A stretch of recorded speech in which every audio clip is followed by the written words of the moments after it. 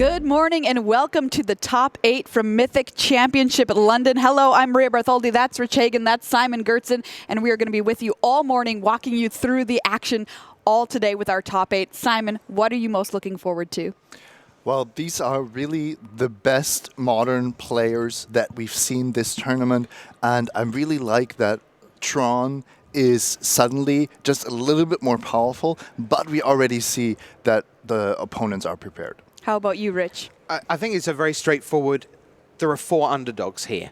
There are 4 quarterfinals with an underdog and a favorite in terms of play experience, not necessarily in terms of decks. So can Nguyen beat Matt Sperling? Can Adrian beat Brian-Braun Duin? Can Eli Loveman beat Javier Dominguez? Can Chris Kvartek beat Alexander Hayne? How many of those make it through? Is it 2? Is it the full squad? Do they decimate the big guns in the field? Or is it just, no, the underdogs get trampled down by the might of the MPL? Well, here we are at the top 8, but we had to do a lot of work to get to where we are today. Rich, give us a recap of everything that happened. Okay, let's roll the tape and we'll take you back to the start of day number 2. And as we came into day number 2, Olivier Ruel was our hero drafter. He'd gone 8-0, the only perfect record in the building. It did not last. There was the Crunch Wrangler, but it was crunch time for Olivier Ruel. He went 0-3 in the draft. And that began by losing to Fernando David Gonzalez of Argentina, who was the other undefeated player coming into day 2.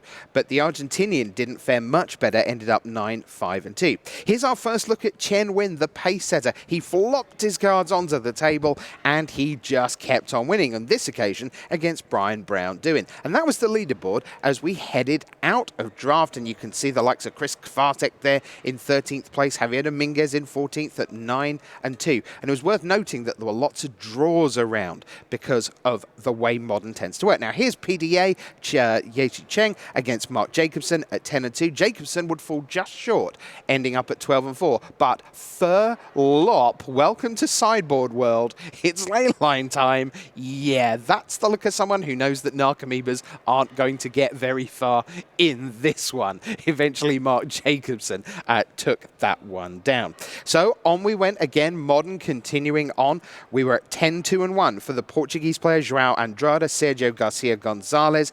They would both come up a win short at 11-4-1. But this was the real set-piece battle of the day. It was Javier Dominguez, the 2018 world champion, against Seth Manfield, the 2015 world champion, both of course in the MPL. It was Izzet Phoenix for Javier Dominguez, Dredge for Seth Manfield, and they did not disappoint. Javier took game 1, as we've seen, but on we went, and eventually it was Javier Dominguez. Look what it means to get past the massive roadblock that is Seth Manfield. There's Eli Loveman, first time we've seen him in this little review. He was in a win and in the last round against João Andrade. Loveman would have loved to just take an intentional draw. Couldn't happen, had to beat João Andrade with hardened scales. Loveman with his humans deck. And at 1-0 up, he turned cards sideways and Andrade looked, and yes, that's back to hand. Yes, that works. Yes, I'm going to sweep up my permanents. And that handshake put Eli Loveman within reach of that trophy, which is coming someone's way today. There he is,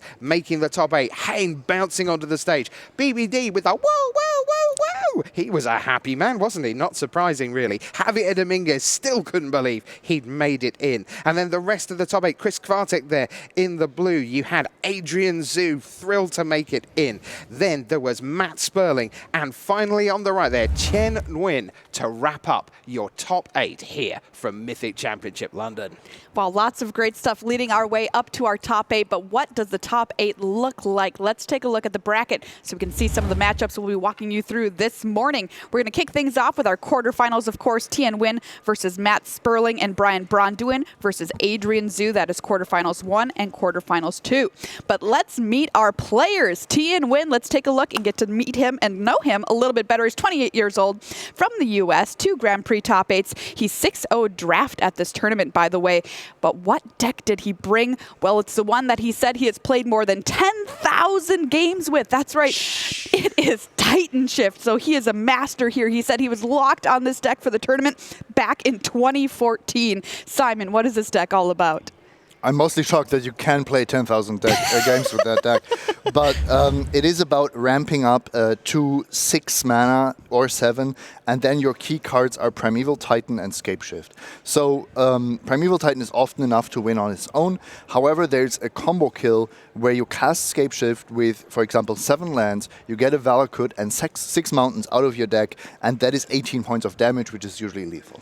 So how does this deck interact with something, say, with like what Matt Sperling is going to play, which is Affinity, because it's often known as not super interactive? It doesn't have, if you look at this deck list, it doesn't have too many interactive cards, but there are a few Lightning Bolts, a few Engineered Explosives, and of course after sideboarding, you can go much more controlling or much more of a combo approach. All right, well, let's find out who his opponent is. That's right, it is Matt Sperling, none other than, take a look there, 32 years old, and 2 Pro Tour top 8s to his name, 6 Grand Prix top 8s, including 1 win. Favorite memory, he says in Magic, well, coming in 8th here at this tournament so far. Let's take a look at the deck he decided to bring. We've already mentioned it. That's right, it is Affinity, and this is a hallmark modern deck. Simon, what is this deck's deal?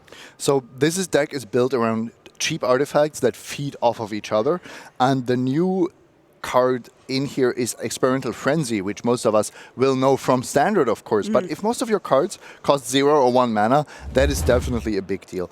Ultimately, this is an aggro deck that doesn't attack in little chunks, but that will hit for 10, sometimes even poison damage out of nowhere with the help of Steel Overseer, Arcborn Ravager, and so on. All right, so that is quarterfinal 1. At the same time, on our back table, we're going to show you Brian-Braun Duin against Adrian Zhu. So here is Brian-Braun Duin, closing in on $200,000 lifetime earnings. This is his first Mythic top 8, although he is, of course, a world champion, now 32. The 2016 world champion and 13 Grand Prix top 8s to his name. What deck is he running? He is the first of our humans players, which turns out to be the biggest representative deck in the field. Let's show you his deck if we can. Humans, as we say, is the thing. And Simon, it's the full 5 colors ultimately. Yes, however, you have so many lands that produce any kind of mana as long as you cast creatures or humans that it doesn't really matter for this deck too much. It's almost impossible to get screwed. And this deck is relatively straightforward. You just have all these humans, you curve out like a traditional aggro deck, and you have a bunch of disruptive pieces in Meddling Mage, and Kitesail Freebooter, and Thalia. Okay, thank you. And now Adrian Zhu is our 4th quarterfinalist in his first ever Mythic Championship from Canada, so $250. Yes, that's. I think that's going to go up to at least $10,250. So just the 40 times leap there, at least. 27 years old. Terrific effort by Adrian to make it in. Let's show you his deck. It is Tron, the first of our Tron players, and public service announcement, Simon, because not everyone actually knows what Tron is. Yeah, the name is maybe not as intuitive as we would like. Urza's Tower and Urza's Power Plant and Urza's Mine are called the Urzatron. So if you have these 3 lands on the battlefield, 3 of your lands make 7 mana, which is a huge jump. Right, 1 + 1 + 1 = 7 is the fundamental. And then once you've done that, what happens next? Well, it's not good for your opponent, that's for sure. Karn Liberated on turn 3, Ugin the Spirit Dragon, Wormclaw Angel. Every expensive card you see there can come down as early as turn 3. All right, well, our players are ready. Strap in. It's time for our first set of quarterfinals here at Mythic Championship London.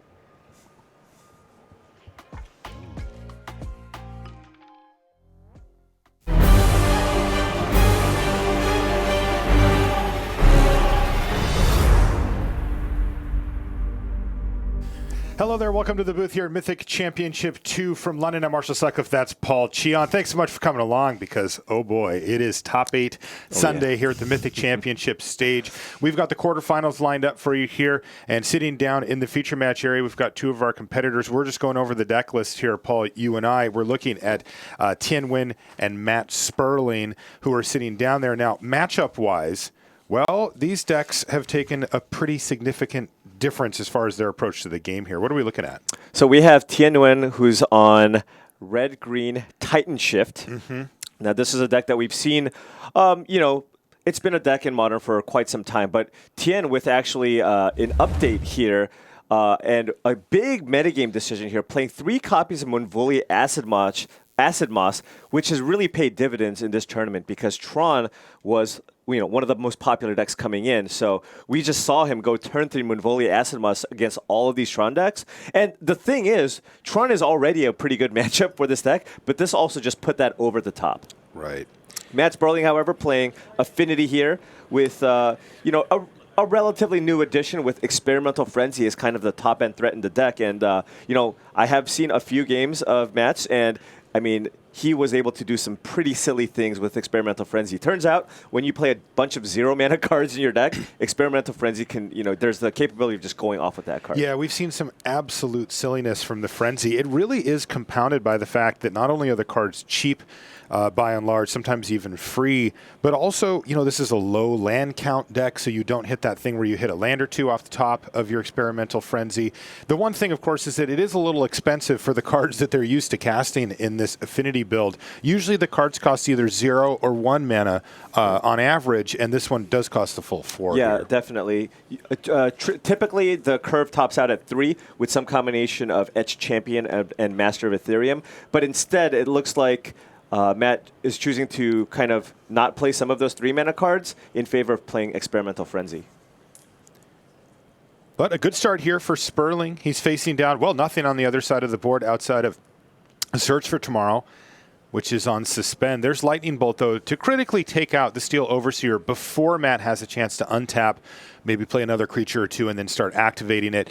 It is one of the many must-kill threats on the other side. Of course, the most difficult to deal with, though, is Cranial Plating. That's the card that all they need is one thing. Yeah, definitely. There's a handful of these payoff cards in the Affinity deck, all of which you need to deal with. Cards like Arcbound Ravager, Steel Overseer, and Cranial Plating kind of being the top targets. And, Cranial Plating is an artifact, and many decks don't actually have answers to artifacts game 1, and that is part of, kind of the main reason to play a deck like Affinity, because game 1, because people aren't going to be able to interact with cards like Plating and Experimental Frenzy, you're going to have a big edge there. Now, what just happened here is Nguyen plays very quickly, so it can be a little difficult to keep up, but he just played Moonvolia Acid Moss, and he targeted the Ink Moth Nexus. That's going to get him another forest on the battlefield. In this case, it's a Cinderglade, and, of course, kill the land on the other side. And, as far as mana development goes, that might not be super critical for Matt's game plan, but, Ink Moth Nexus is a win condition, especially when you have cards like Cranial Plating.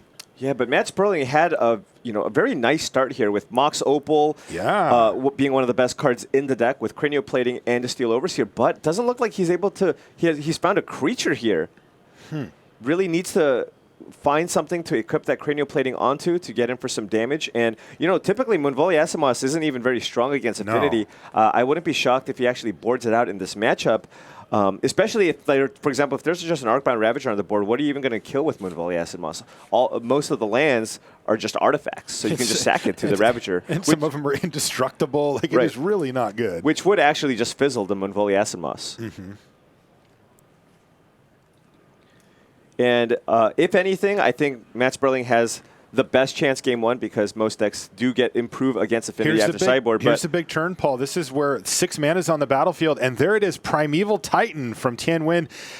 Pretty much going to lock this one up. Yeah. Right? Matt Sperling just has not had one of those explosive draws from Affinity, and that is going to allow Thien to just sort of calmly, coolly work his way up the chain, and the chain in this case being number of lands on the battlefield. That really is the critical measure here for this Titan Shift deck. Yeah, so Matt is going to be able to get in a big attack, but yeah, he knows the writings of the wall. This Primeval Titan's going to attack, get him for a ton of damage, and Matt just doesn't have enough pressure to finish off Thien. And sometimes when you watch Thien, kind of feels like you're watching like a replay at 2x speed. He plays so fast. He really does. I was down there in the feature match area, and it is quite a sight to behold. All right, that is game number 1 going to Thien. We're going to take a short commercial break. When we come back, we'll have more live magic here from London. Don't you go anywhere.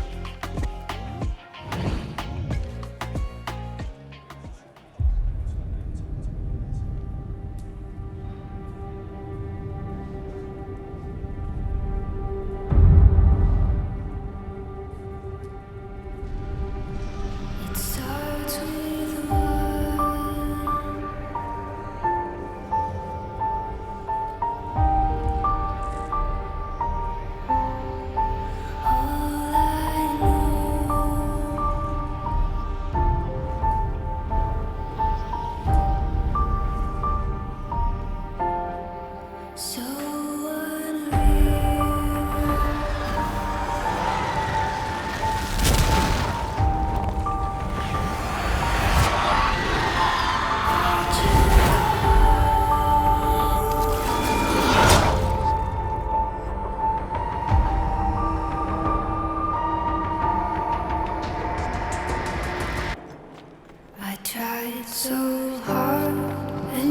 so far.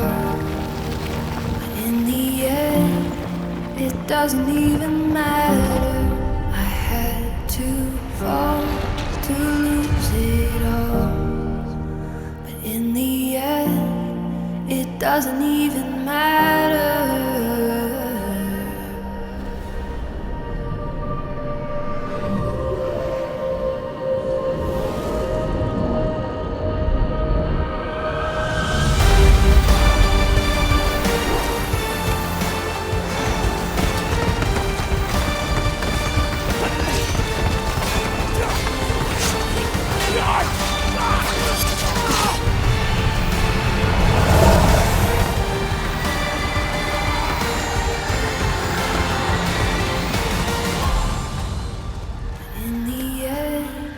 It doesn't even matter.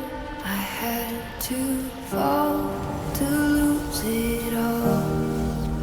But in the end, it doesn't even matter.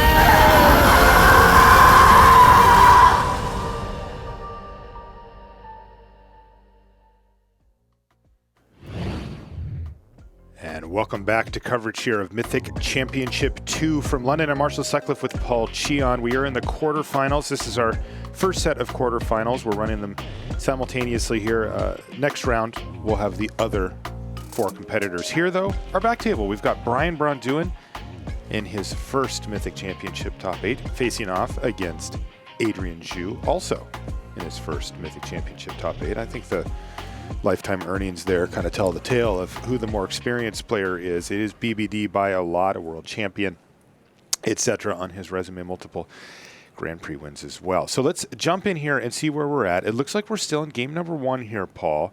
And this is Tron versus Humans, perhaps the 2 most popular decks in the field here in London. Yeah, definitely. And I believe, earlier today I quickly asked Brian what he thought about the matchup, and he did feel that Tron was slightly ahead.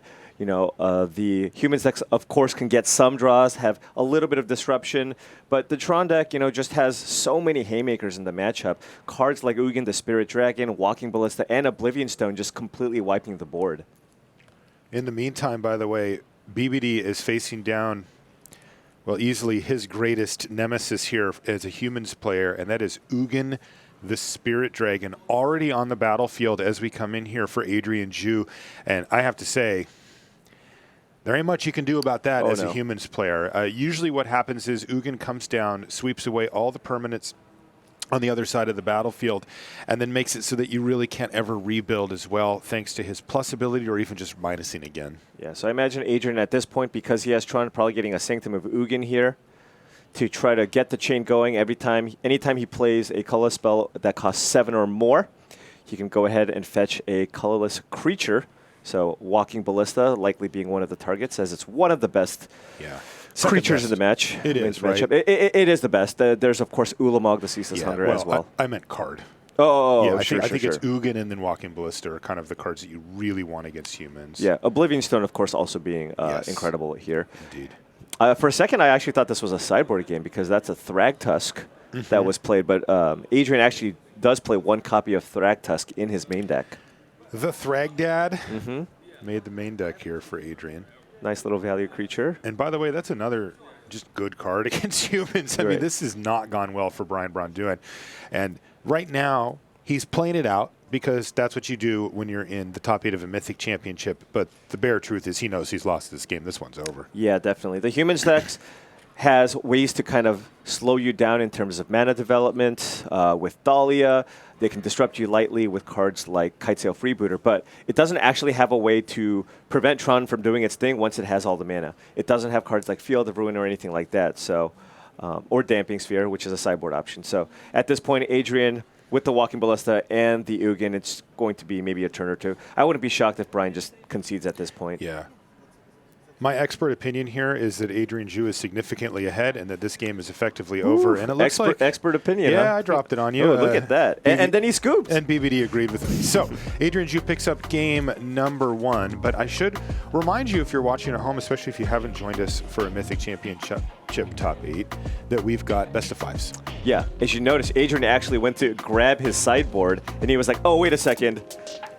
You know, because this is really the only actual tournament where you do play best of 5. That's right. It is actually funny because that same thing happened. Matt Sperling did the same thing after their first game, and they were like, maybe not. So Thien Nguyen versus Matt Sperling here. You can see that this is the 3rd top 8 here for Matt. He has had quite a distinguished career now. I mean, 3 top 8s is putting him up into some pretty rarefied air. This is the first one here for Thien Nguyen, and Thien was the first seed coming in, having really crushed the tournament all by himself at the top of the standings at the end of the Swiss portion. So really impressive stuff here from Thien. Again, we're doing best 3 out of 5, not best 2 out of 3. And what that means is the first 2 games are played without sideboards, and then any subsequent games after that will involve the sideboard. So we're just going to get right back into it here without sideboarding, which is kind of nice, you know, just get things moving. Yep. Take a look at our beautiful feature match area here in London. It's a really cool location. We're right by the river. And what we're going to do, though, is we're going to let our players finish up the procedures here to get ready and take a short break. We'll be back right after this. For the Selesnya Conclave, strength comes in numbers. And if you find yourself playing green and white during the pre-release, you'll want creatures, and a lot of them. Once you've built up your army, begin layering on +1/+1 counters in order to maximize the value of your proliferate cards, and then you can watch your opponent go down. The most important cards in your deck will be the ones that set you up for future proliferate triggers. Charmed Stray, Ajani's Pridemate, and Rising Populace all reward you for meeting certain conditions, while Teo's Light Shield and Battlefield Promotion only ask that you control a creature worth targeting. Planeswalkers are also excellent payoffs for your proliferate effects, netting you additional activations of their minus abilities or just an extra point of loyalty in case they get attacked. Ajani is a particularly strong payoff, as he can start the proliferation engine on your entire team all at once. Once you've got that party started, cards like Huatli's Raptor, Grateful Apparition, Martyr for the Cause, and Bloom Hulk just keep piling counters onto the battlefield, ensuring that your small creatures turn into long-term game-ending threats. If going wide is your style of play, get your counters ready and proliferate your way to victory. Stay tuned to Mythic Championship London for more War of the Spark quick tips.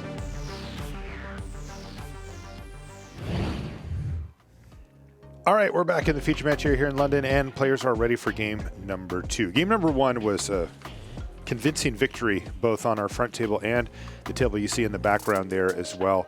Not really close. It was the big mana decks that got the job done. A quick start here, though, for Sperling. He's got Signal Pest and a Memnite off of a basic mountain. Oh, and a little weird. Engineered Explosives, a nice little spicy one of in Thien's main. He has that in the opener. It looks like both players started with a mulligan here. Ooh, Mox Opal, though, now. This is the kind of explosive stuff that you can see from Affinity. And look at that. There's a cranial plating. Is there a land? There is. Oh, this Spire is a big of Industry, attack. and bang. 1, 2, 3, 4 extra there just from the plating. So this is an attack for 6. Yep. As the Signal Pest does have the Battle Cry, which will pump the Memnite. And with 4 artifacts being in play, that's Thien already down to 14 life here. And Thien does have Engineered Explosives in hand. He can actually play it for 0 to get both the Memnite and the Mox Opal off the battlefield, which would then also lower the effectiveness of that cranial plating, as there will only be 2 artifacts in play. Yeah, the plating is a card he would like to see disappear the most, but I don't think he's going to have the luxury of that kind of time. So it is going to be Engineered Explosives for no mana. That's going to keep 0 Sunburst counters on it, but that means he does have the mana available to sacrifice it right now and dwindle that side of the board. Now, is it enough? That's the question, because look at this. Here's Arcbound Ravager now for Matt Sperling. And what does he have here? Well, he's got an Inkmoth Nexus, which he has played, tapped, activated. When it becomes a creature, it's also an artifact, so that's going to add 1 extra damage thanks to the cranial plating. Yeah, this is going to be really rough for Thien. Oh, and wow. Whoa. That was it. He just conceded. He must have been missing a drop or not had any more interactive spells, because that was game number 2 going just about as quickly as game number 1. I think we're about 6 minutes of actual gameplay into this quarterfinal match here, and it's already 1-1. Yeah, I'm actually curious what the win rate is when you do start with Mox Opal in the Affinity deck. I think your chance to win goes up something like 10%. 10? Well, just from my experience, Holy I played smokes. a ton of Affinity, and every time you draw Mox Opal, it feels like you're just playing a different format because you're just playing a Mox in your deck. Yes. And so, that was an incredible start for him. But at the same time, Thien, it didn't look like he had land number 3, and you cannot afford to miss land drops, because the whole point of playing this Tiny Shift deck is to continue playing lands until you can actually get triggers off Valakut the Molten Pinnacle. Okay, well, looks like we're going to pop over to our back table once again, where players are just mulliganing. In this case, Adrian Zhu looks like he's thought that process over a little bit and has decided to send it back. We should mention here, Paul, that we are doing the London mulligan here, and this is a new thing being, what is it, just being tried out here in London? Is that how, little test? Yeah, so we're trying out the London mulligan here. We just, want to see what the response is, and also we're also looking to record the data from this event. And so R&D at Wizards of the Coast is actually gathering data. Absolutely. As well. So heading into round 4 of the event, you had your result slip, but on top of that, the players were also asked, how many times did you mulligan, what deck were you playing, and who won, and for each game. And we just kind of want to look how much that impacted the actual win rates. And just take a look to see if this mulligan is reasonable for some of the older formats. From a lot of the responses that I've received, players have really loved it for limited, because you just have, of course, just more games. You have less games where you have to mulligan and you get mana screwed. I feel like it's going to be pretty good for standard.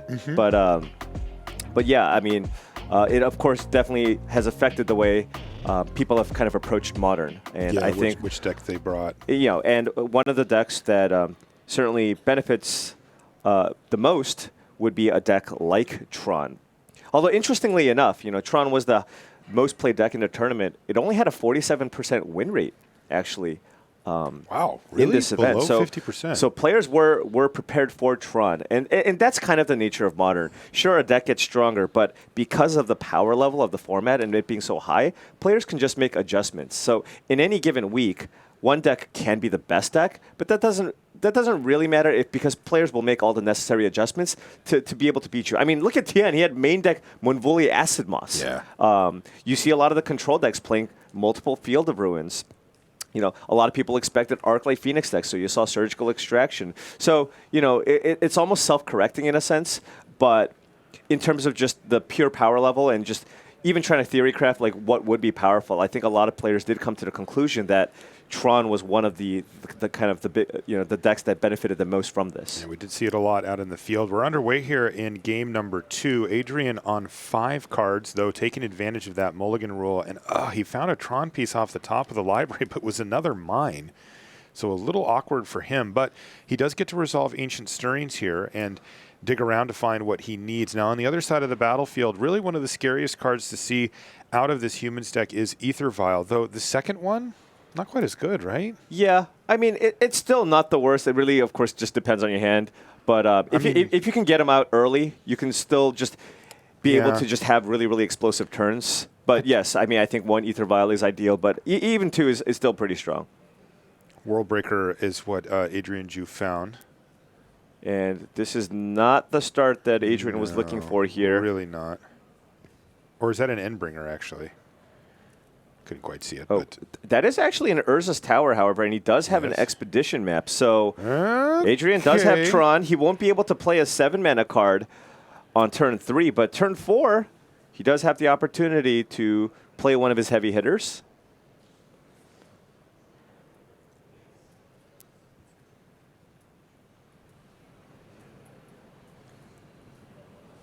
BBD off to the start here. He's going to, though, sacrifice a Horizon Canopy with another Horizon Canopy, just looking for action. He doesn't actually need lands on the battlefield to deploy his threats, but he'd love to get this Champion of the Parish a counter or two before it starts attacking in. Yeah, given that the Vial is on 2-1, he just wants to make sure he can get in for more damage, put pressure, because, you know, the Tron deck does have inevitability.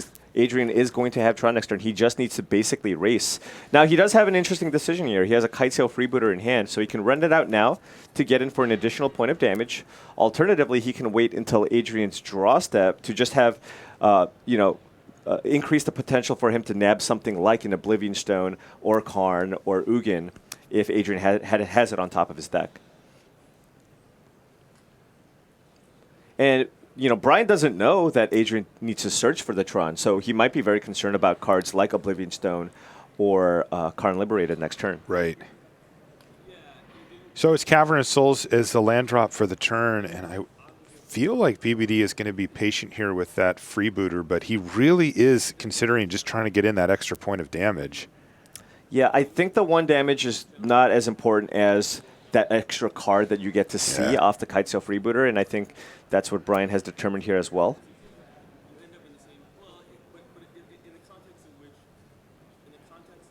Okay, so he's in for 1, and here we go. Draw step, Kitesail Freebooter. So this is maximum information. And let's see what Adrian's working with here. And he has 1 target, as Kitesail Freebooter makes it so that you take a non-creature, non-land spell. So Relic of Progenitus gets nabbed here from the freebooter. So Adrian does not have any strong plays this turn, but of course we know the Tron deck is full of high-impact, powerful, colorless spells. So Adrian will have the ability here to sacrifice Expedition Map, get Tron next turn, and then he's going to be able to play the World Breaker. So Brian really wants to draw Meddling Mage. He wants to find a Meddling Mage, name that World Breaker, because that World Breaker is going to be extremely problematic here. And Brian, nice start with the Ether Vials, but not a lot of pressure right now. He might be interested in cracking the Horizon Canopy here just for more information. That's exactly what he's going to do.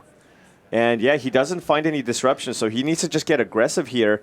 He's probably going to run out Mantis Rider and just try to get in for as much damage as possible, and then maybe hope to draw something like a Reflector Mage to get that World Breaker off the table. Yeah, World Breaker having reach is really annoying when you're holding 2 copies of Mantis Rider, and that's kind of your primary game plan at this point. Still, he does have a productive turn here, as he's going to get to deploy effectively 2 Mantis Riders. He actually has another one in his hand as well. So 3, 6, 9, 10, 11 damage. That is no joke, but as you said, that World Breaker can turn things around. Right, but this is a huge attack. This is massive. So Adrian's going to take 11, go to 8. Even if he has a World Breaker and he blocks Champion of the Parish, I think Brian just has a lethal attack. So Adrian I don't think World Breaker is going to be enough here, so he's going to need to find one of the many sweepers that he has. Oblivion Stone would be great. Ugin would be great. I don't know if Walking Ballista would be enough.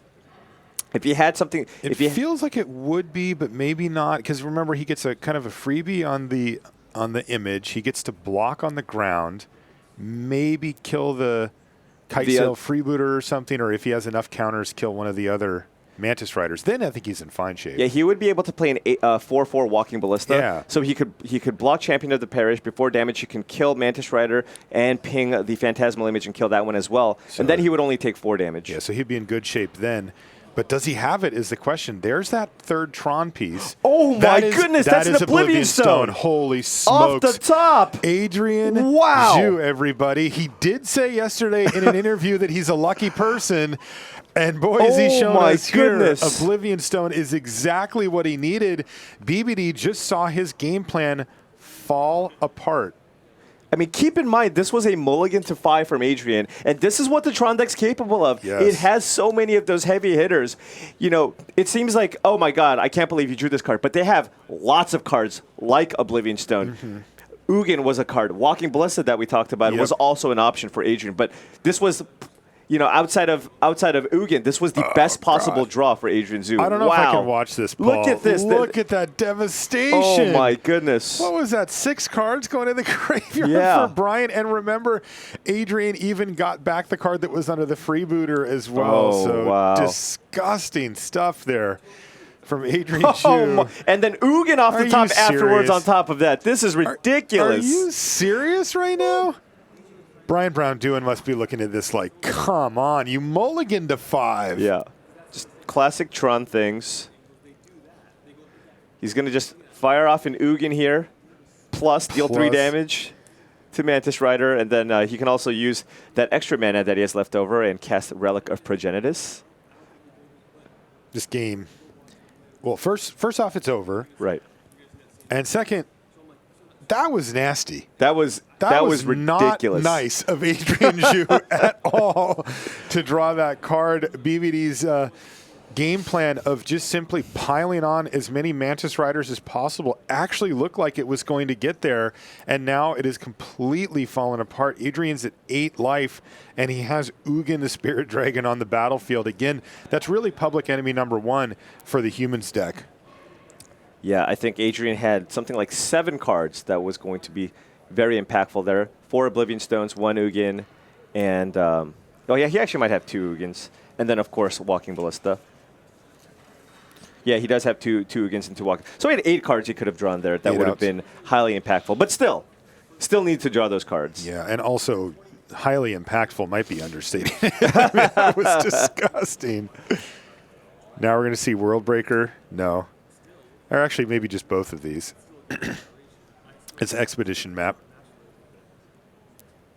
Yeah, he's going to play World Breaker, but did he play a land this turn? No, he did not play a land this turn, right? Because so he can actually go ahead and fetch Sanctum of Nguyen here, just for even more inevitability. He has a mana floating as well. Right. So he has 1 mana floating, plays Sanctum of Nguyen, and he should have enough for World Breaker. Sacrifice Sanctum of Nguyen and go get that Walking Ballista to finish things off. But, I mean, this game is basically over. The Humans deck doesn't have a whole lot of reach. You can't just burn your opponent out. I mean, Mantis Rider, I think, being the only option, but I think 3 of those are in Brian's graveyard. Yeah, and also the World Breaker here is a brick wall for that as well. And here we go. Triggers on triggers, and this is Sanctum of Nguyen going away. Probably just going to get a Ballista. No, I'm wrong. Might as well go big.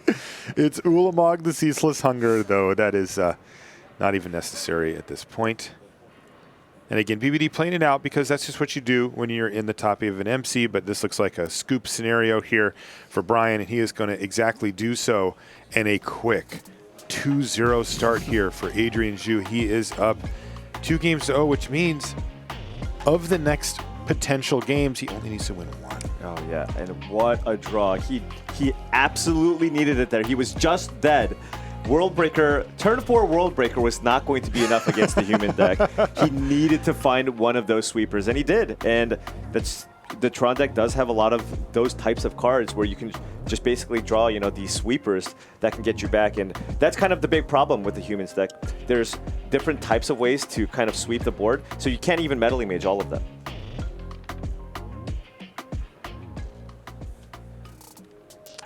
So now we're in sideboarded games, and oftentimes in situations like this, Affinity is the deck that really suffers the most because there's just so many high impact sideboard cards for artifact hate in the format. I think one of the advantages, however, coming into this specific tournament was because so many people were focused on Graveyard and Tron, it's possible that people may have skimped on artifact hate. For example, taking a look at Thien's sideboard, he only has 1 copy of Ancient Grudge. Oftentimes people play 4 of those. Oh yeah, people used to play 3 to 4, and stuff like that could matter. However, he still does have really impactful cards. He has one of the best cards. He's got Shatterstorm. Paul, I'm sorry. What happened? I'm sorry to interrupt you, but that was Lightning Bolt on end step, untap, get a land, play Engineered Explosives for 0, sweep your board.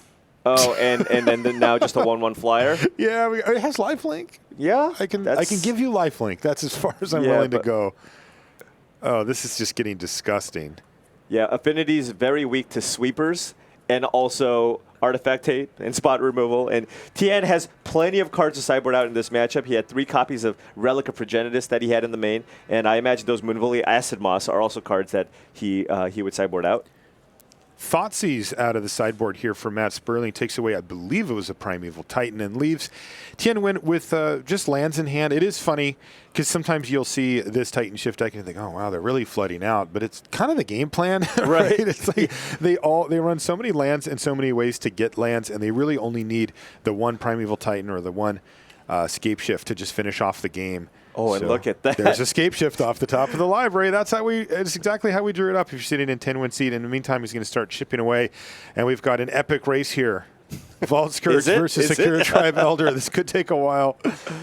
Boy, God, that 3-for-1 with that Engineer Explosives was just mean. Oh, yeah, it was brutal. And I want to point out that Thien actually did not sacrifice Sakura Tribe Elder. That's the thing that people just often tend to do here. But he does want to keep Matt Sperling's life total below 18. That's kind of the magic number, because if your opponent is at 18 life, if you have 7 lands in play and cast Scape Shift, you can get Valakut and 6 Mountains to deal the full 18 points of damage. And because Thien didn't have anything to ramp into there was no very powerful 5-drop that he has, he could have actually waited on the Sakura Tribe Elder. I wonder if he found a Titan here. Now he's sacrificing Sakura Tribe Elder just in case he draws Primeval Titan. And he actually drew Summoner's Pact off the top here. He did. He found it, so that is effectively a Primeval Titan. I wonder if he has another one in his hand, because he did sack that Sakura Tribe Elder as if he had a play to make here. So I think that he sacrificed it just to put himself in a position to cast Primeval Titan. Because now that he crossed that threshold of 6, he says, if I draw a Titan or if I draw a Summoner's Pact, I need to be able to cast it right away.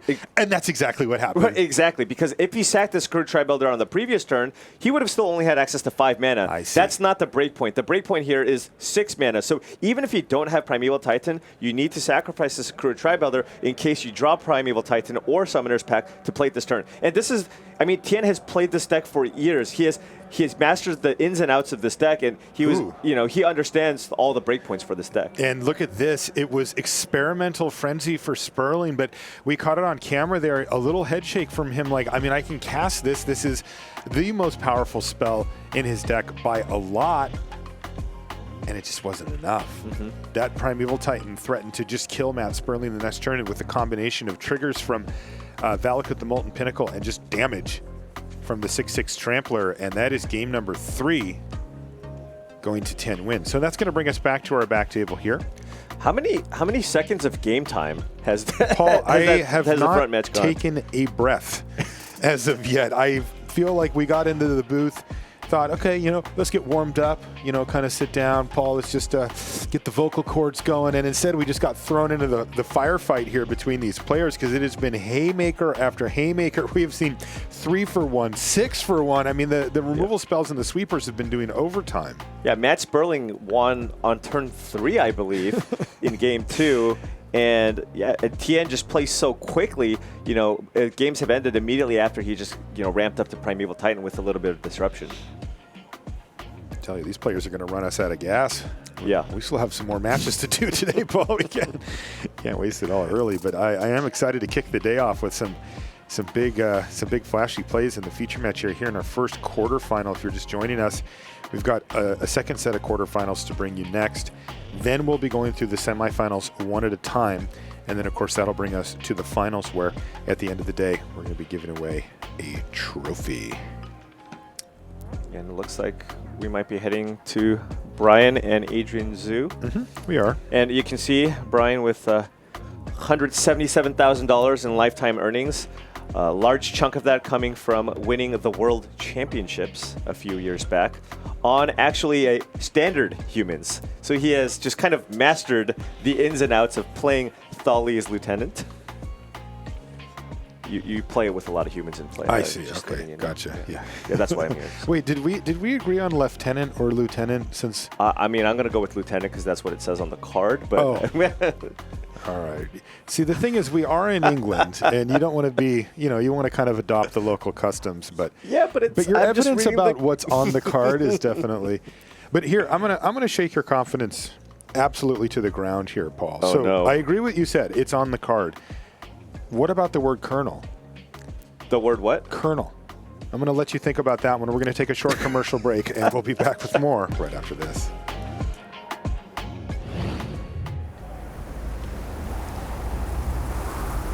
I need to tell you a secret that will change Ravnica forever. Land cries out. We have eyes everywhere. Lines are being drawn as we speak. Whose side are you on? Control the secrets, and you control the cities. Death is just the next step. You first. Incoming! Take cover! Steady! Steady! Now!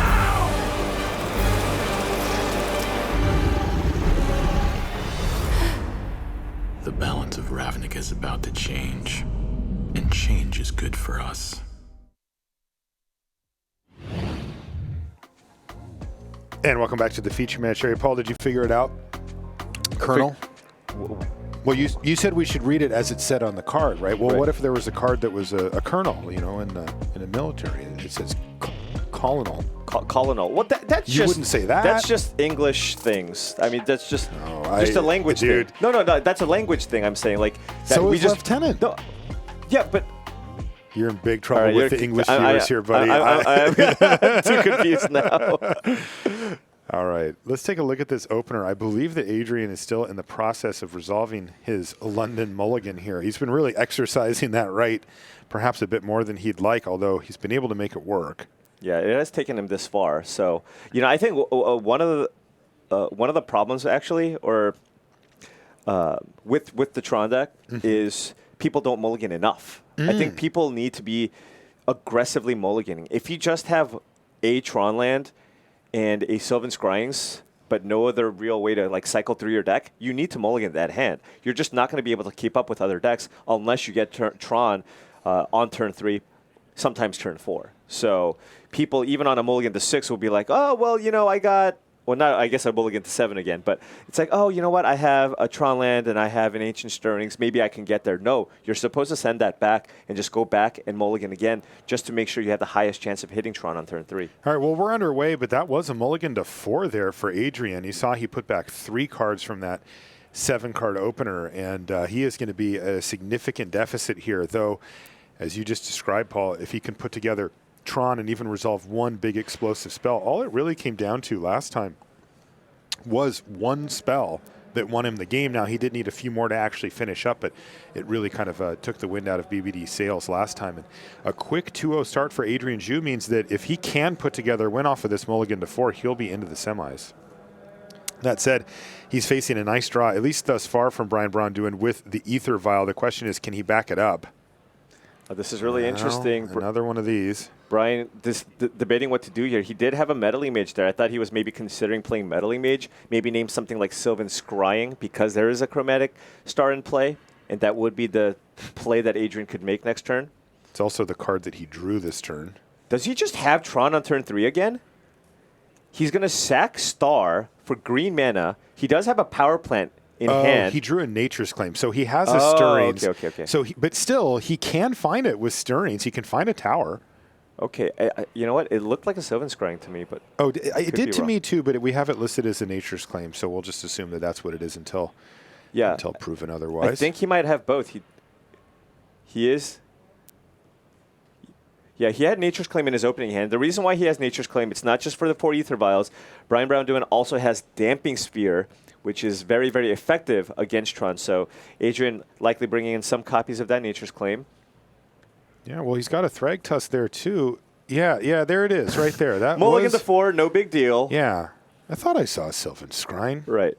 Now this is the thing. I'm sure Brian is thinking. He's like, oh, man, maybe I should have played the Metal Mage. Did I really need to run out the second Ether Vial? Because now he has to play this guessing game where he has to figure out one of the many problematic permanent sweepers, whatever. Right. And he won't really have any information where if you can prevent Adrian from getting the mana, then you're effectively naming all of them. But take a look at this. Adrian actually not fetching out the Tron What? and getting Forest instead here What? to be able to cast cards like Nature's Claim and Ancient Stirrings from hand. Look at this. Because he doesn't have one of the payoff cards, it looks like Adrian is actually opting for Forest here to just string together some lands to be able to just hardcast Thragtusk.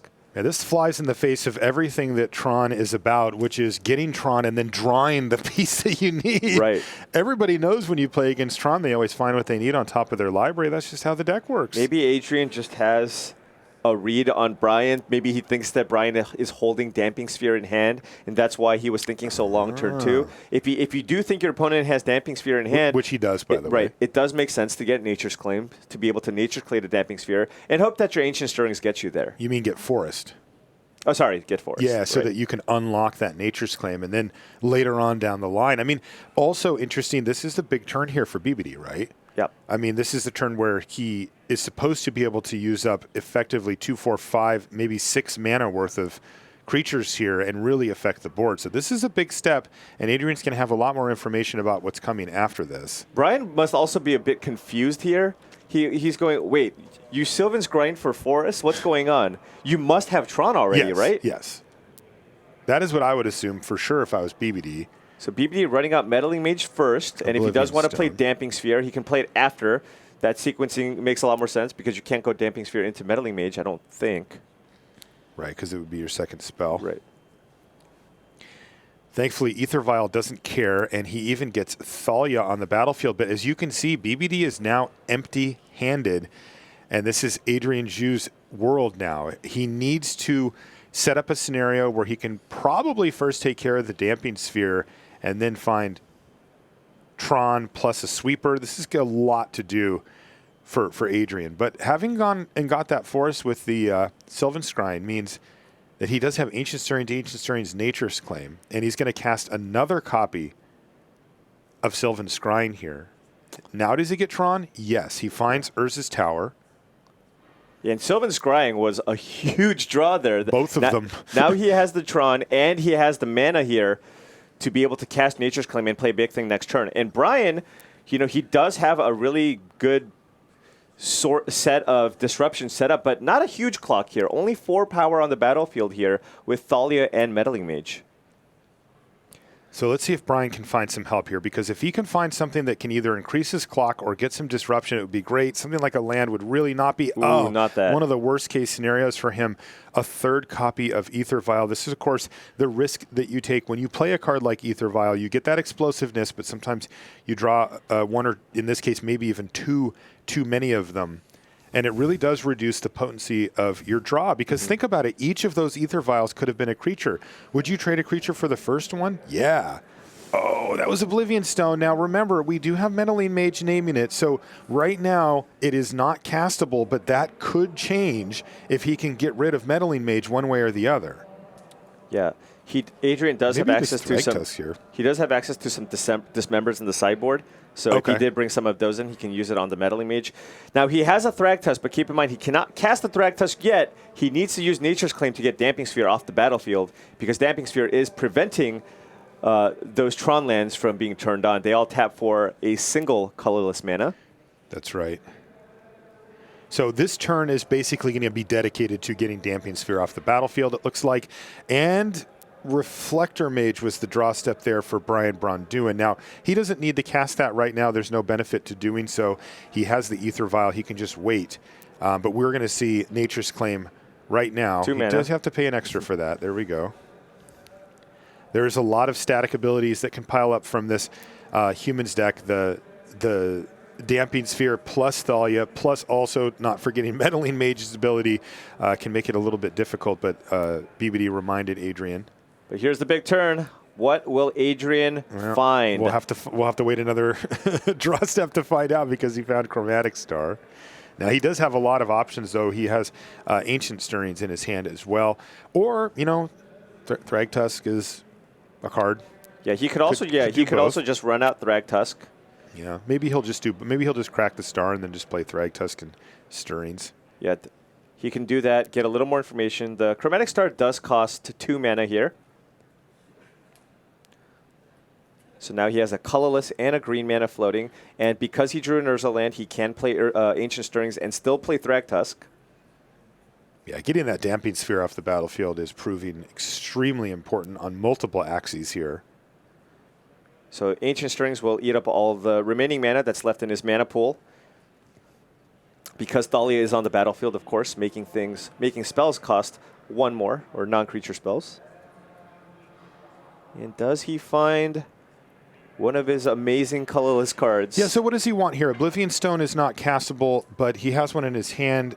He ended up just going for a Chromatic Sphere, it looks like. Yeah, that's a bit disappointing, but it does let him continue to cycle through. Although I imagine at this point he's just going to run out a Thragtusk and then start cycling through the star next turn. This will gain him 5 life, and Thragtusk is also very effective against Reflector Mage. Super annoying. If Brian vials in the Reflector Mage, Adrian will still get a 3/3 token, which still does an amazing job blocking here. That's right, and then Thragtusk will come down after another turn cycle, gain another 5 life, and be really just annoying for Brian-Braun Duin. So he's just not even going to cast this Reflector Mage.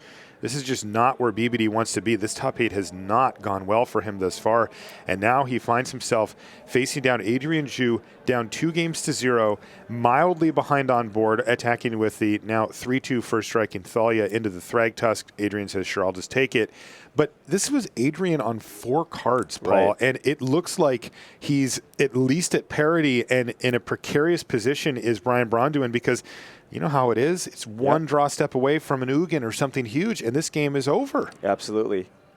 I like Adrian's position here. I mean, sure, BBD's slightly ahead on board. He does have the Meddling Mage naming one of the most problematic cards in Oblivion Stone, but that is not the only way that Adrian can just blow out this game. And yeah, there's that 3rd copy of Aether Vial, just really not what BBD wants. Yeah, the thing is, Brian just drew too many Aether Vials. He just doesn't have enough pressure. Yeah. He needed something like a Mantis Rider or... Okay, well, he did find himself a Kitesail Freebooter. He's going to cast that on draw step. And he'll get something, but none of these are particularly amazing either. He's probably taking the Chromatic Sphere because he wants to just completely limit the threats that he can get, because Expedition Map is just going to get you another land. So I imagine he's just going to go ahead and take the Sphere here because Adrian can easily cycle that Sphere and find a threat. Brian-Braun Duin absolutely clinging to this slight lead he has on board. Boy, he'd love to see something like a Mantis Rider and just start bashing. Or Thalia's Lieutenant. Exactly. That would be the type of card that BBD would like to see. Oh, Paul Cheon still got it. Takes away the Chromatic Sphere there. And as you mentioned, this Expedition Map is fine, but it does not get you a threat. That's just the nature of it. He's still at the mercy of the top of his library. He does have the ultra-powerful Ancient Stirrings in his deck, which is one of the few ways that he can really get card selection going. But right now, he's out of gas. Adrian Zhu does not have anything going, and he needs to find something. And from BBD's perspective, boy, just any big threat would be so good. What did he find, another Freebooter?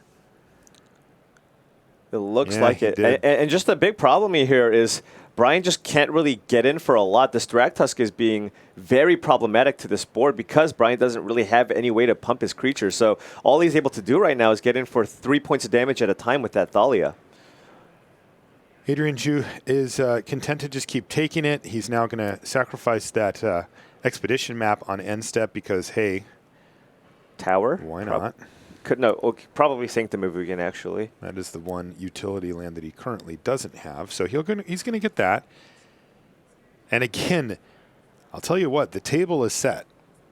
He has the silverware. He's got the napkin. He put it in his lap. He's got a nice tall glass of water. He just needs dinner to show up. It can be anything. I mean, Oblivion Stone, of course, is a blank at this point, but basically anything else, and he will go off. You'll see that Sanctum of Ugin go away. You'll see him start to dominate this board. There's really none of his payoff cards are bad at this juncture, and some of them are devastating. Yep. Ugin probably being the number one. Does he find something here? Even if he doesn't, he does have time. But Brian is using Kitesail Freebooter on Adrian's draw step, and Adrian drew just a forest for this turn. So he can just play one of these lands and pass the turn back once again. Brian-Braun doing hanging on and chipping away. Just needs a few more draw steps to go his way. These freebooters do have flying. Yeah, Brian really, really wants to draw a threat. Or Damping Sphere, I suppose. That would also be very good. But if you can find something that pumps the team, Mantis Rider. Oh, Brian-Braun just cannot find the big hitting punch. He has found spells, though. He can't complain, but it's just not the end the game type stuff that he'd like. You mentioned the Thalia's Lieutenant, and we were talking about Mantis Rider as well, but instead it's just these smaller disruptive element. Yeah, and Adrian can block if he chooses, though it will be pretty bad for him if he does, because that really does turn on that Reflector Mage. So Adrian's like, sure, I'll just take it again. It's 9 damage that Thalia's gotten. Cavernous Souls Go is going to be the play here for BBD, and once again, Adrian just needs to say, look, he told us he was lucky. Prove it, Adrian. You're on a mulligan to 4. You're still in this game.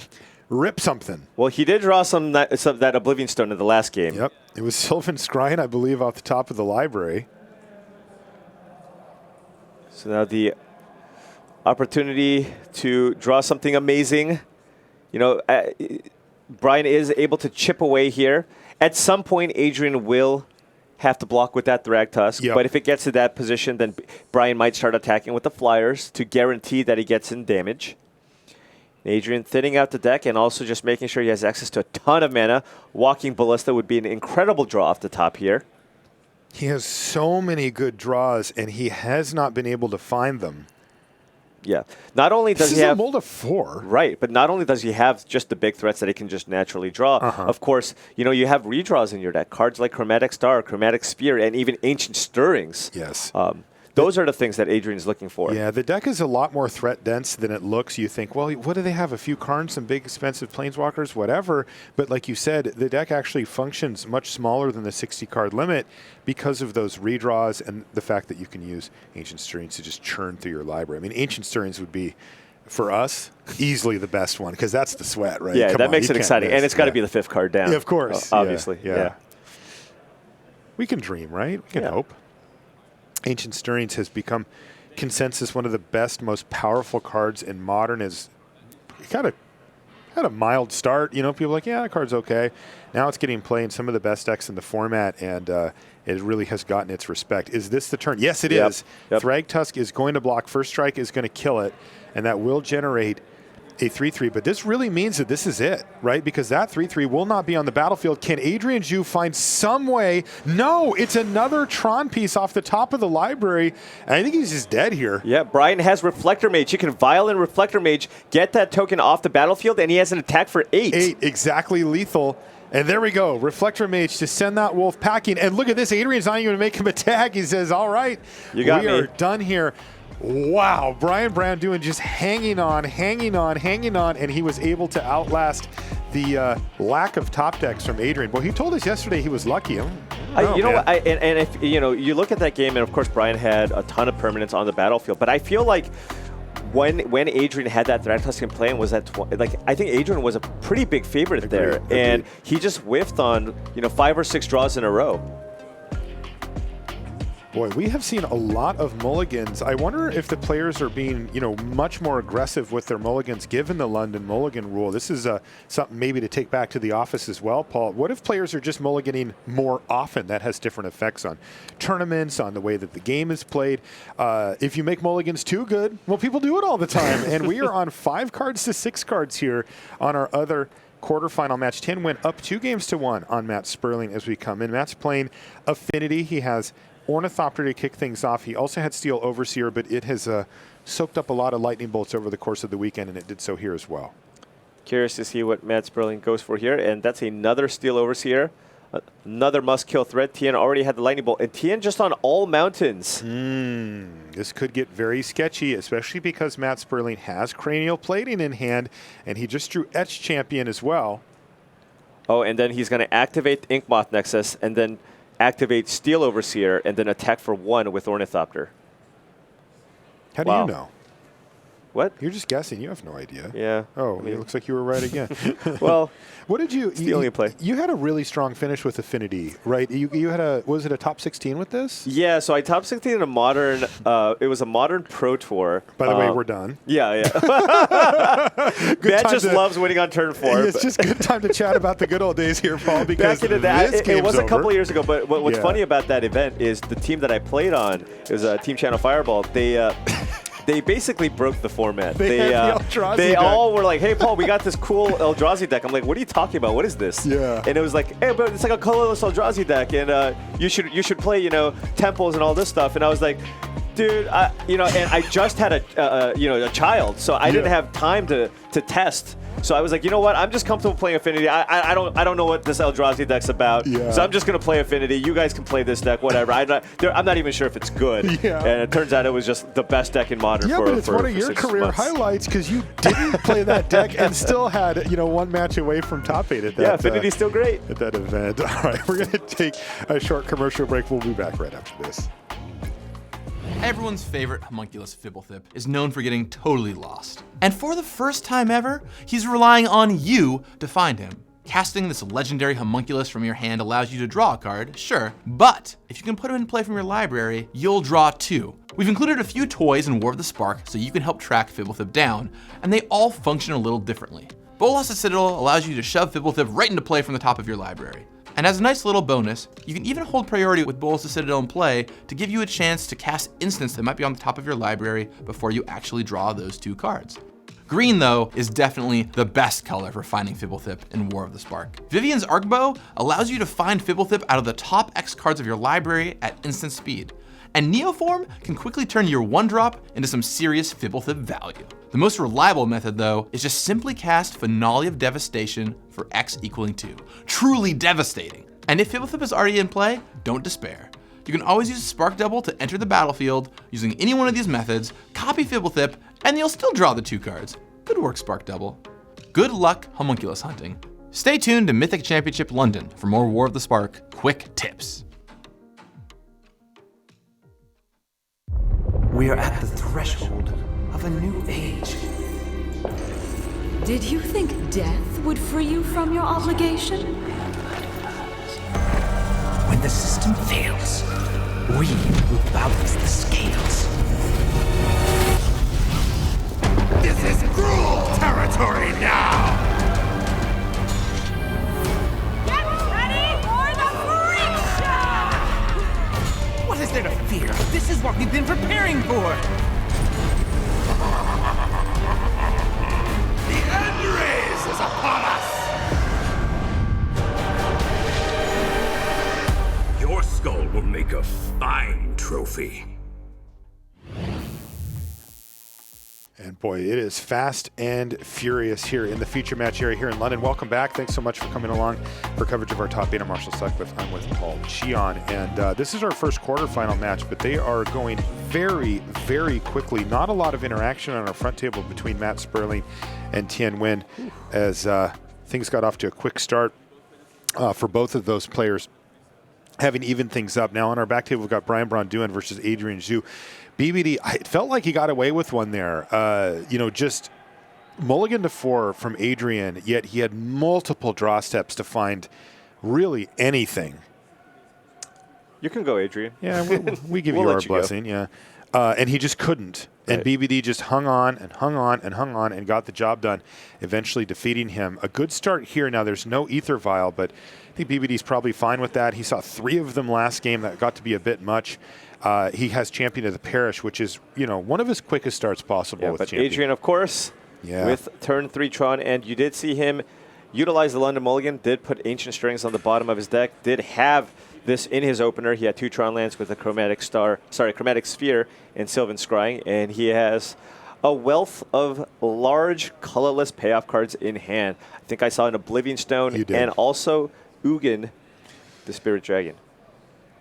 No, was it? Yeah, it was Ugin. Okay. And an Oblivion Stone. Yeah. So good luck Meddling Mage both of those things. Right. This could be it. BBD finally scratching back a win, but he's still down 2 games to 1. And what that means is Adrian is 1 game away from advancing to the semifinals, and it is all the pressure on Brian-Braun Duin. He needs to win back-to-back games here, or he's out of the tournament, have to settle for, well, a fantastic finish, no doubt about it, but he doesn't want it to end here. And let's see what Adrian has. Here's this Kitesail freebooter. This hand is phenomenal. Gross. I mean, he even has the dismember to kill the freebooter. To kill the freebooter and play out that Oblivion Stone if he wants. Yeah, this is exactly what BBD did not want to see. Perfect lineup, because he can't keep the freebooter on the battlefield no matter what he takes. If he takes away the dismember, he'll just lose the freebooter down the line to the Oblivion Stone. And if he switches it, well, then the dismember just kills it and gets the Oblivion Stone back anyway. So this is just not a good situation here for BBD. And then no matter what happens with that 2-card interaction, there's an Nguyen the Spirit Dragon looming in hand and ready to come down and wipe away the entire board of BBD. And yeah, he can play around it a little bit, but he has to play around it by not applying pressure, and that just gives Adrian more time. There's really no great way to approach this hand for BBD. He needs to have more cards in his hand that can prevent these cards from coming down. You know, Meddling Mage and that kind of thing is what he needs to see. Yeah, I wonder if there's maybe some consideration to taking Dismember and playing to just hoping you draw Damping Sphere next turn, because if Adrian runs out Oblivion Stone next turn, he won't be able to pop it. And then if you do draw Damping Sphere next turn, that would give you an additional turn because it would require 5 mana to sacrifice. But just not a good spot here for Adrian. For BBD? Oh, sorry, for BBD. This does force Adrian to use Dismember here, and he will likely cast Dismember to be able to play out this Oblivion Stone on the Kitesail Freebooter. Oh, he's going to wait. Okay. He decided just to wait. He says, you know what, you're not really doing that much. I'll be fine. What could possibly go wrong? Off the top of the library, though, for BBD, Mantis Rider.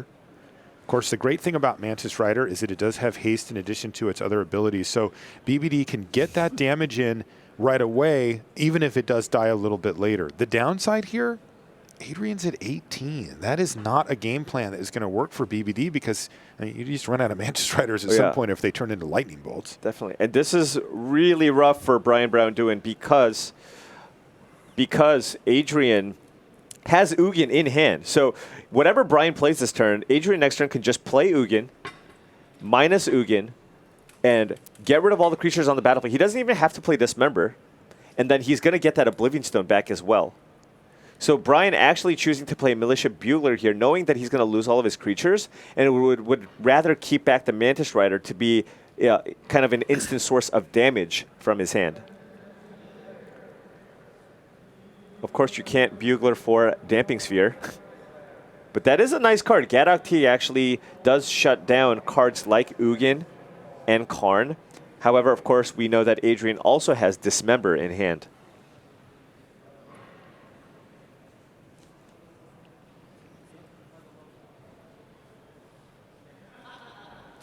Yep. So BBD's going to get in for 4 here. This is going to be really difficult for BBD to be able to get enough board presence here, because Adrian has multiple board wipes in hand.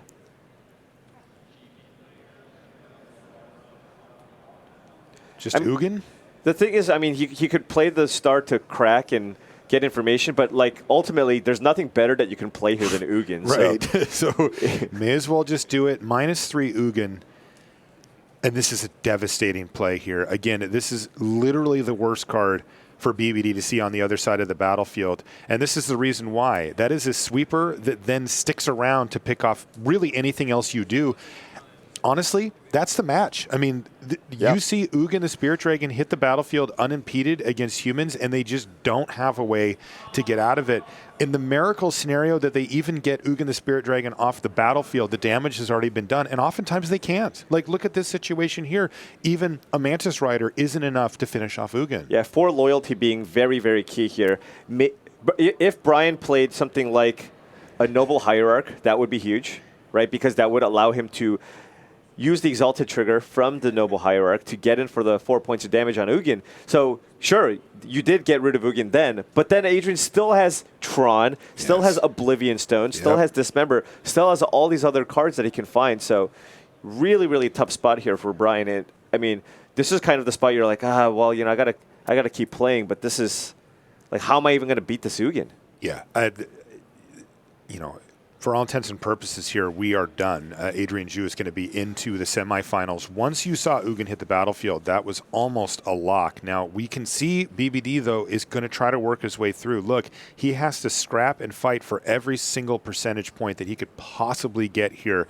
He has put out 4 power thanks to a Thalia's Lieutenant and a Meddling Mage naming something, but it won't matter because Nguyen can start picking apart this board either by plussing or even he can -2 if he'd really like and kill both, but instead it's going to be plus to kill the Meddling Mage. This puts Nguyen up to 6 loyalty, and there's a Worm Coil Engine follow-up, and you can see how this works here, Paul. The level of power that we see is just not even close, right? It's a bit of a house of cards on the other side of the battlefield there with the Humans deck where they can take away a key card with Freebooter, name a key card with Meddling Mage, and put just enough pressure up to kill you before you can get rid of them.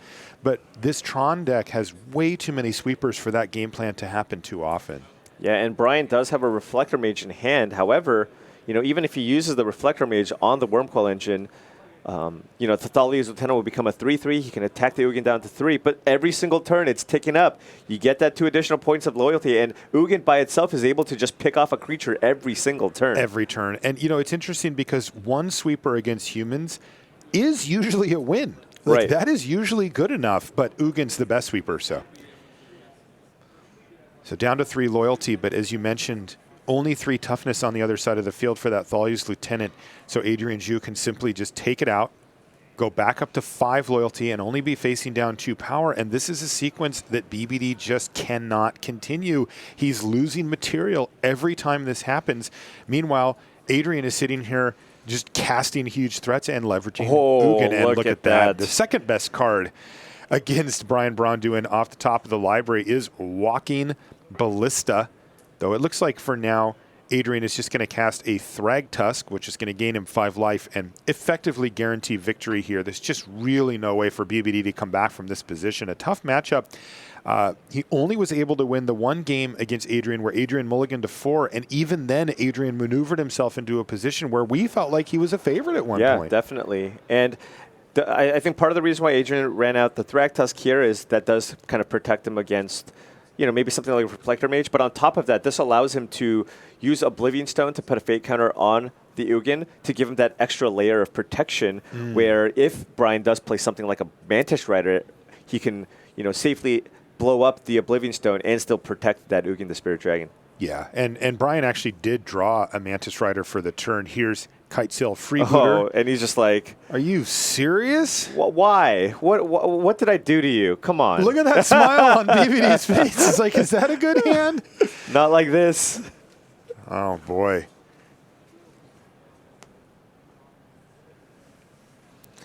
Yeah, you got to love it, though, that BBD can still have a smile on his face here and enjoy the time in his first top 8 Sunday. Absolutely career-defining moment for Brian, and I think everybody was really happy. You saw him celebrating when we announced it, or actually when I announced it for the top 8 yesterday. He came out pumping his fist and kind of dancing, and I was like, good for you, man. Seriously, he has worked really hard and played a long time. He's had a lot of success in our game, but it was great to see him break through here on the Sunday stage. But it does look like his journey will come to an end at the hands of the Canadian Adrian Zhu and his Tron deck with the relentless sweepers and his now best friend. I'm just gonna call it Nguyen the Spirit Dragon at his side. Here goes Oblivion Stone. That will keep Nguyen on the battlefield. It will get rid of Thrag Tusk, but leave him with the 3/3 token left over and earn him his Dismember back in hand. And the real question at this point is just how long do we have until this game's over? Because that is Nguyen the Spirit Dragon plus target you, which of course is never where you want to be, and going a replacement upstairs, Oblivion Stone. And then Oblivion Stone as well, and Adrian also still with that Dismember in hand, and Walking Ballista, and Thrag Tusk.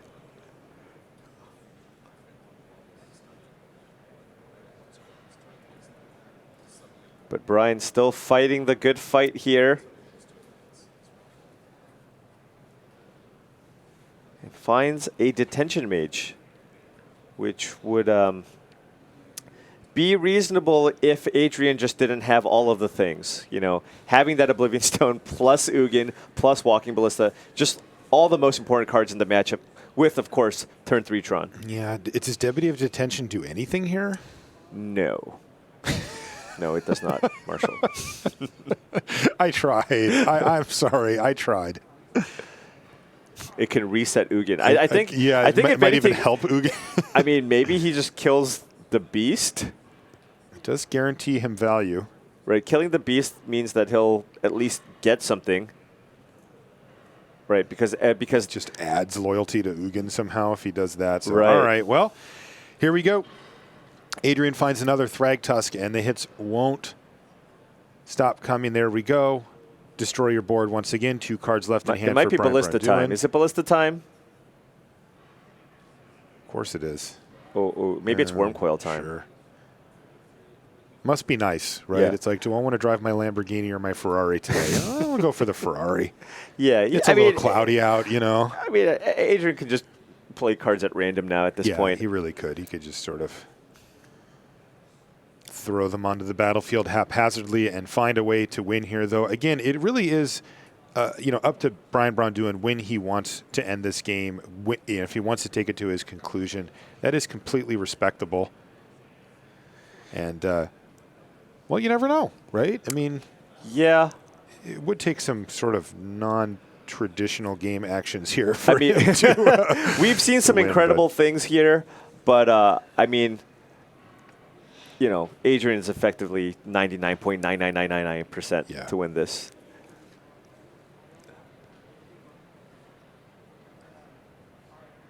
Just starts eating away all of these creatures. we got the big die out now. Yep. And here's an attack with Worm Coil Engine. That's going to take over half of the life total from Brian-Braun Duin. Brian has to block. He knows about walking Ballista. That's right. And so he's going to chump block with his Militia Bugler.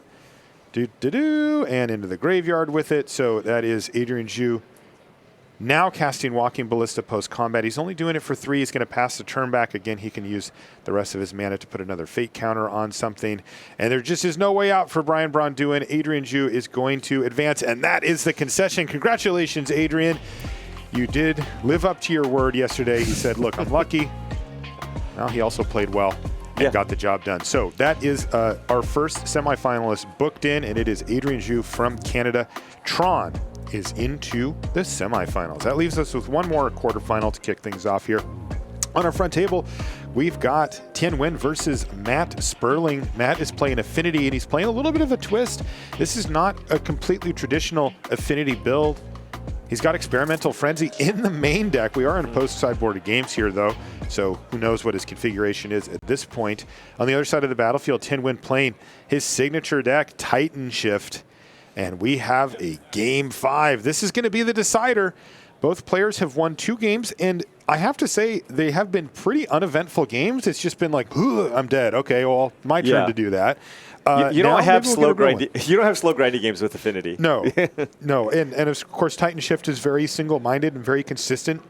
It does give up a little bit of speed for that consistency. You kind of can't have it all in Modern, but I will say that Titan Shift really gets the job done in a consistent pace. Matt Sperling playing very quickly here. He's cast and equipped his Cranial Plating to the Vault Scourge and attacked in. Thien Nguyen's life total starting to fall here. He's already down to 15. Yeah, Nguyen not having a way to kill that Vault Scourge at instant speed was big because Matt Sperling gained 5 life that turn. He got in for 5, so he's going to be at 23, and it's a lot more difficult for Thien to just run out, for example, Escape Shift and win and get enough damage that way. So yeah, that 18 is exactly the number that Thien Nguyen wanted it to be. Oh, but Thien has... Is that Engineered Explosives? He does have Engineered Explosives in the hand, and that's huge. He can play Engineered Explosives for 2 and get both the Vault Scourge and the Cranial Plating off the board here. Alternatively, you see he has a Chandra Torch of Defiance in hand, so he could play Chandra and minus just to kill the Vault Scourge? He could, but then the Chandra would die to the Nexus. I think Engineered Explosives for 2 is the play, and... Oh. Wow, he doesn't have an untapped land. Tapped. Yeah. So it means that he's unlikely to die here, right? Wait, Matt just drew another Cranial Plating. We have to run some numbers here. This is huge. This is already 5 damage. And remember, we're talking about Inkmoth I think this is lethal. I think he has Look lethal. at this. Look Matt at the Sperling speed. says, I see a win here. Activate Nexus. 1, 2, 3, 4, 5, 6, 12, 13 damage. 1, 2, 3, 4, 5, 6. That's 13 damage. That's exactly oh my 13, goodness. and Matt Sperling Wow. steals the win. Even he's surprised about piling on that much damage that quickly and through the really kind of game-ending spell on the other side of the battlefield. That engineered explosives just looming, ready to take down most of Matt's board. But he says, how about I just kill you right now? And Matt What Sperling a draw. is our second player into the semifinals. So far, we have Tron and Affinity into the semifinals in explosive fashion. You saw that pause from Sperling. He's like, and then you just, all of a sudden, things got very quick, and you know that's oftentimes when you can just win the game on the spot. And you have to think, I mean, first of all, Mox Opal just being so pivotal there, by just making him a turn ahead. Yep. Because Thien just needed a couple of turns to actually claw back and be able to try and win that game. And also, it's Dude, an untapped land would have done it. And also, it's so rare. He played out the Valakut. He had Surge for tomorrow, and he had to stop again. It's so rare for you to not be able to play an untapped land on turn 4. One of the advantages of playing Cinderglade is you have a land that does not make you take damage.